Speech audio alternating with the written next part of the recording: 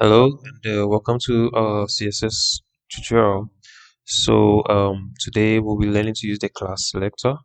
If you go to W3 Schools, so the class selector uses a period or a full stop sign in the CSS to be able to style a particular element or like text or whatever you would want to style.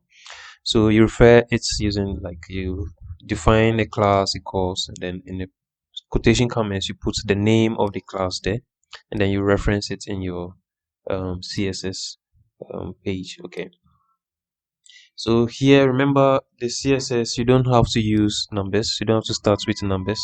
Okay, so here my h2 tag, I'm going to give it a class equals, and then the name of my class is going to be called lorem. Okay, so equals, inside the parentheses I'll use lorem.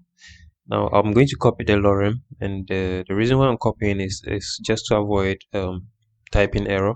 Okay, so period, and then I paste the lorem there, and inside the curly braces I'm going to style. So my property is going to be color, and then I'll give it a value. Okay, so my value is barely wood, and then you end it with a semicolon.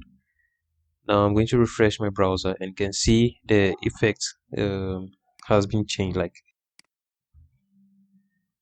now let's do that for our okay, so class, let me change the name and see. Epson, so you can use any name. So in the curly braces I'm going to type the property and then its value. Okay, so red, royal blue, and then I'll end it with a semicolon. So let me refresh it and see. Okay, so it's taking effect. Okay, so that should be it, and you should know that you don't have to start your class with a number. Okay, so thank you.